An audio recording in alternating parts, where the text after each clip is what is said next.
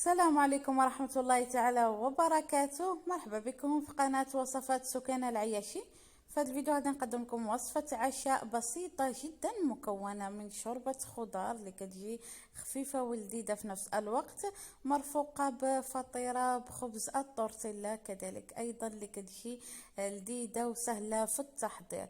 فنخليكم مع تتمة الفيديو باش تعرفوا على الوصفتين كاملتين، وما تنساو تخلوا لي جيم على الفيديو، ايضا التعليق ديالكم وفرجة ممتعة.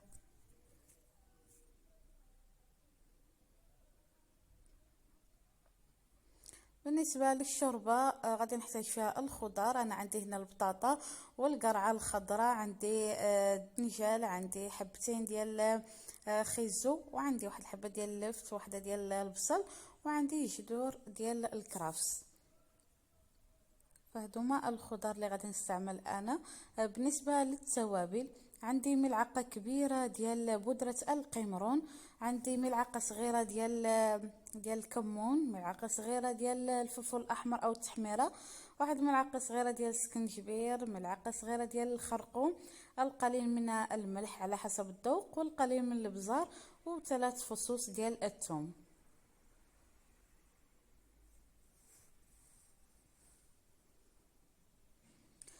في طنجره او في قاميله عاديه، بالنسبه لي انا غادي ندير في طنجره ديال الضغط، غادي ندير قليل من زيت الزيتون مع زيت المائده، وغادي نقطع الخضار. بالنسبه للخضار ممكن تستعملوا اي نوع متوفر عندكم، او تزيدوا على هاد الانواع اللي اعطيتكم انا اللي ذكرت لكم، بحال الشيفلور، بحال البروكولي، وبحال ايضا القرعه الحمراء كذلك. يعني اي نوع ديال الخضار كتفضلوا تزيدوهم.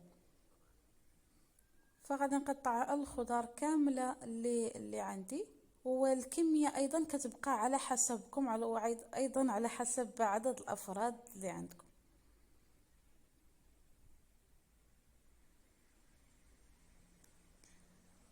غادي نقطع اللفت وجذور ديال الكرافس، غادي نضيف التوابل كامل، وغادي نشحر الخضار مع هذوك التوابل غير حتى يتنسموا لي مزيان.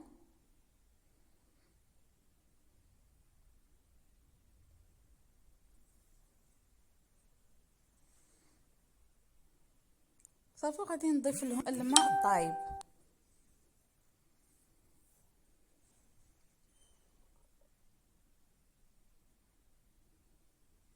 غادي نضيف الماء الكافي باش طيب لي هاد الخضر.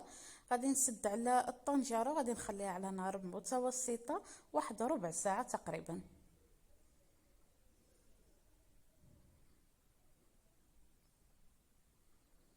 فمن بعد ربع ساعه كطيب الخضر كيف كتشوفوا معايا، غادي نطحنها مباشره. انا غادي نطحن بهذا البراميكسور لانه كيستحمل الحراره، يعني مباشره كنطحن في الطنجره فوق من النار.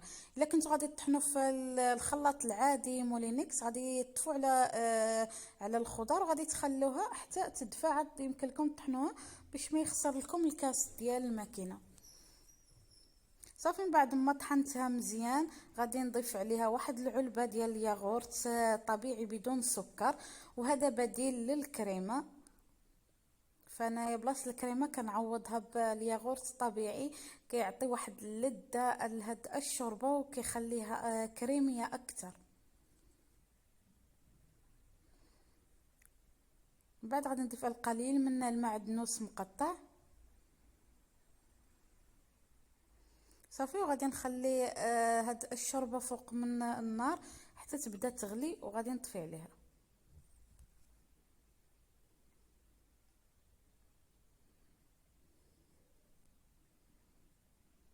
صافي هنا بعد الشوربه ما كتوصل درجه الغليان بحال هكا فهي كتكون واجده، كنطفي عليها وغادي ندوز لتحضير الفطيره بخبز التورتيلا. اللي غادي نشد مقلاة وغادي نوضع فيها قليل من الزبده، وتوحوا يعني من الاحسن تكون مقلاة ما كتلصق.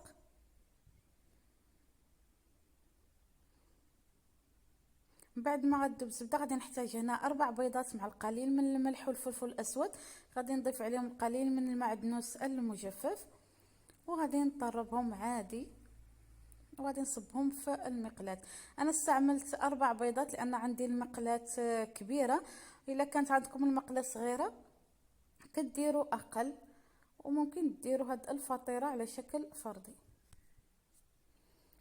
غادي نخلي البيض حتى كيطيب لي وكيقرب ينشف لي من الفوق.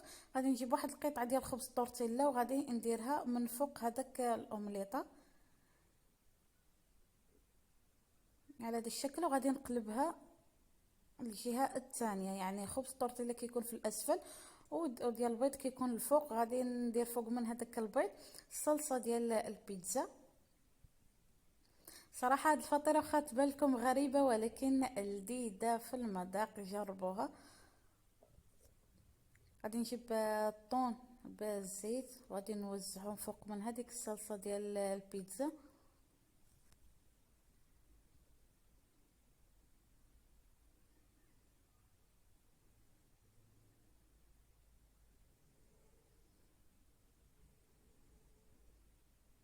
غادي نوزع القليل من الزيتون الاخضر مقطع. غادي نوضع قطع ديال جبن ساندويش، ولا كان متوفر عندكم الجبن الاحمر محكوك كتستعملوه ايضا.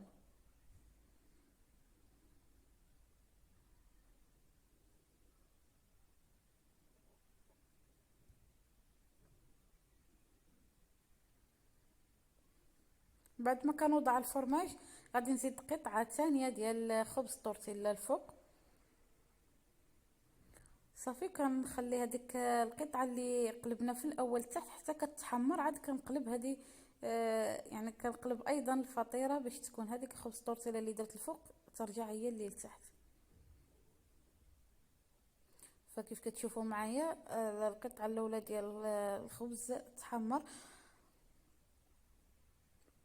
وبهكا كتكون الفطيره ديالنا واجده سريعه جدا وسهله في التحضير. وايضا هذه الشوربه ديال الخضار كذلك.